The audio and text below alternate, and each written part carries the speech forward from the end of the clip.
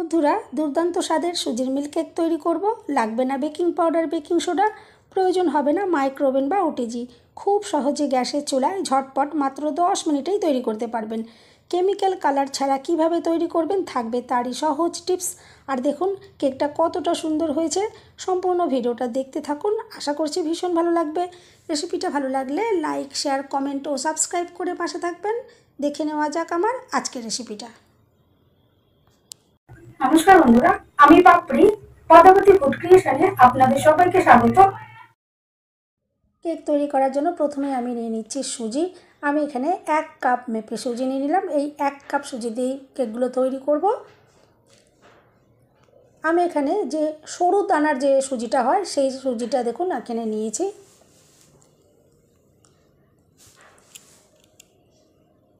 এরপর আমি একটা বোল নিয়ে নিলাম আর তাতে নিয়ে নিচ্ছি ওই কাপেরই ½ কাপ টক দই।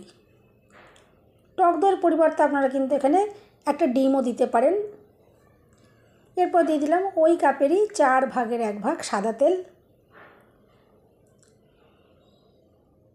এরপর লাগছে 4 চামচ চিনি। আপনারা চাইলে কিন্তু চিনির পরিমাণটা কম বা বেশি করতে পারেন। দিয়ে দিচ্ছি 1 চিমটে নুন। অবশ্যই কিন্তু একটু নুন দেবেন, কারণ যে কোনো মিষ্টি আইটেমে একটু নুন দিলে কিন্তু তার টেস্ট কিন্তু অসাধারণ আসে। এরপর দেখুন আমি খুব ভালো করে একটু নাড়াচাড়া করে মিশিয়ে নেব। আর এখানে কিন্তু চিনিগুলো গলানোর কোনো রকম দরকার পড়বে না, শুধু একটু জাস্ট একটু মিশিয়ে নিলেই হবে। দেখুন আমি একটু ভালো করে মিশিয়ে নিলাম। এরপর আমি এখানে দিয়ে দিচ্ছি ওই কাপ মেপেই আমি এখানে 1 কাপ লিকুইড দুধ দিলাম। এই লিকুইড দুধটা গরম অবস্থায় আমি এখানে ইউজ করলাম।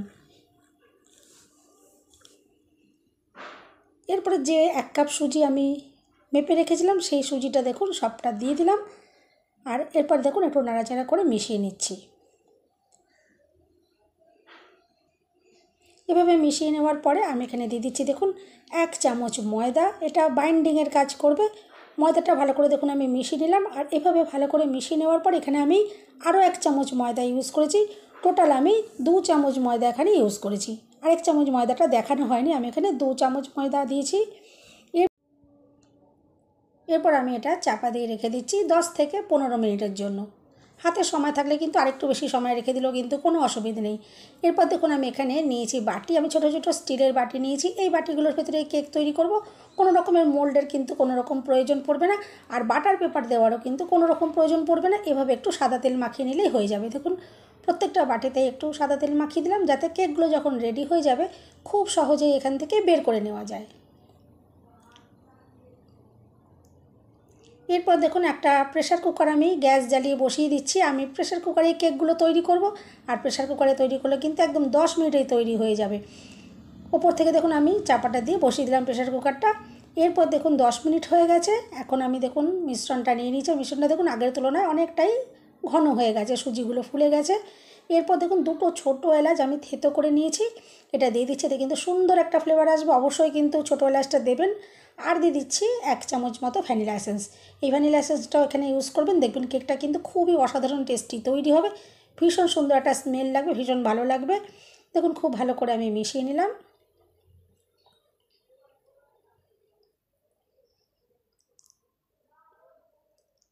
আর এরপরে সুন্দর কালারের জন্য আমি এখানে 2 থেকে 3 ড্রপ মতো রেড ফুড কালারটা ইউজ করলাম। আপনারা যদি ফুড কালার দিতে পছন্দ না করেন, ফুড কালারের পরিবর্তে আপনারা এখানে বিটের রস দিয়ে করবেন, তাহলেও দেখবেন সুন্দর এরকম একটা কালার চলে আসবে। কিছুটা বিট একটু গ্রেট করে নেবেন, তারপর ওখান থেকে চিপে দিলেই কিন্তু দেখবেন একটু রস বেরোবে। আর সেই রসটা দিয়ে যদি এটা মিশিয়ে নেন তাহলেই কিন্তু দেখবেন এরকম সুন্দর একটা গোলাপি কালার চলে আসবে।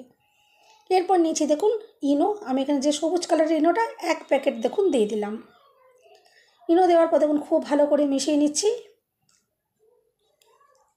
এভাবে একদিক থেকে ঘুরিয়ে কিন্তু মিশ্রণটাকে রেডি করে নিতে হবে। দেখুন ইনো দেওয়ার পর এভাবে আমি একদিক থেকে ঘুরিয়ে মিশ্রণটাকে রেডি করে নিলাম। আর দেখুন মিশ্রণটা কতটা ফ্লাফি হয়ে উঠেছে দেখে আপনারা বুঝতেই পারছেন। আর ইনো দেওয়ার পর কিন্তু আর একদম এটাকে ওয়েট করা চলবে না, সঙ্গে সঙ্গে কিন্তু বাটির ভিতরে ঢেলে এটা বেক করে নিতে হবে। দেখুন আমি এরপর বাটির ভিতরে দিয়ে দিচ্ছি। আর সামান্য অল্প একটু জায়গা আমি ফাঁক রাখবো, কারণ যখন এটা রেডি হবে এটা ফুলে বেড়ে যাবে।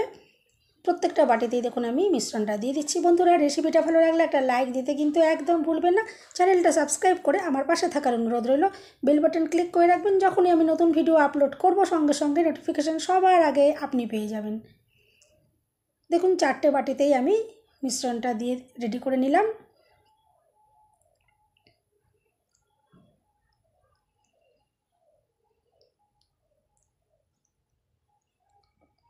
দেখুন একটু একটু জায়গা আমি ফাঁক রেখে দিয়েছি। আর এরপরে একটু হাতে করে একটু ট্যাপ করে দিতে হবে, যাতে ভেতরে যে এয়ারটা থাকে বেরিয়ে যায়।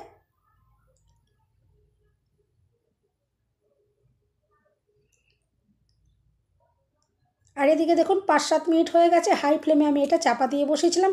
আর প্রেশার কুকারের ঢাকনাটার যে গার্ডার আর সিটি থাকে সেটা কিন্তু অবশ্যই খুলে রাখবেন।